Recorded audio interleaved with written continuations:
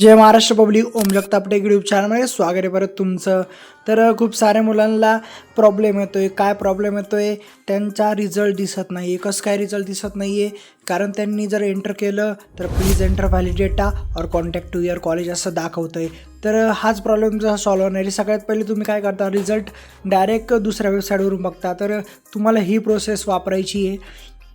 Official वेबसाईटवरती यायचं, SPPची जी official website आहे त्यावरती यायचं, एक्झामिनेशनमध्ये क्लिक करायचं आणि इथं क्लिक केल्यानंतर खाली यायचं आहे स्क्रॉल करून आणि इथं भरपूर सारे ऑप्शन, इथं रिझल्टचं ऑप्शन दिसतं आहे ना, त्यावर क्लिक करा आणि इथं दोन ऑप्शन आहे, click here for online result display आणि रिव्होल्यूशन रिझल्ट.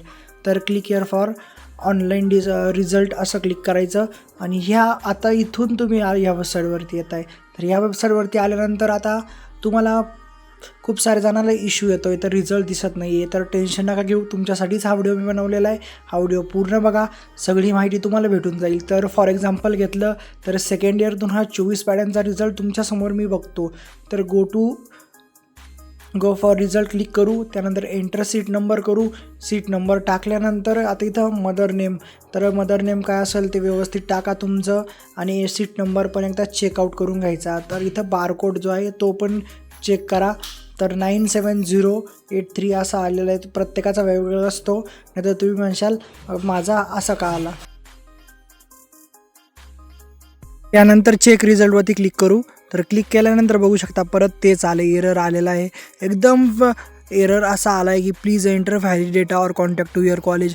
एकदम प्रोसेस नीट केली होती, सगळं नीट टाकलं होतं, तरी पण असं का होतं आहे? तर असाच तुमचा डाऊट आहे ना, तर मी पण तेच केलं. माझ्या याच्यावरती असंच आलेलं आहे. एका मुलाचा रिझल्ट बघतो आहे मी, प्लीज एंटर व्हॅलिड डेटा और कॉन्टॅक्ट टू युअर कॉलेज असंच येतं आहे. तर हा एरर काय येतो आहे? सगळं बरोबर टाकतो आहे मी, तरी पण हा एरर येतो आहे. तर हा एरर आता काय येतो आहे ते बघूया. तर आता परत एकदा आता दुसऱ्या मुलाचं टाकून बघूया. तर 53529 असा बारकोड आलेला आहे आणि इथं व्यवस्थित टाका तुम्ही जे सीट नंबर आणि ते.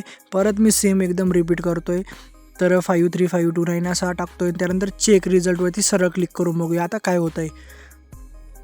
तर बघू शकता परत तसंच आलेलं आहे, प्लीज एंटर व्हॅलिड डेटा और कॉन्टॅक्ट टू युअर कॉलेज. तर काय विषय हा, याच्यामध्येच तुमचा जो मिनिंग आहे ना तो आहे. तर टेन्शन नका घेऊ. प्लीज एंटर व्हॅलिड डेटा और कॉन्टॅक्ट टू युअर कॉलेज म्हणजे काही लोड घ्यायची गरज नाही आहे.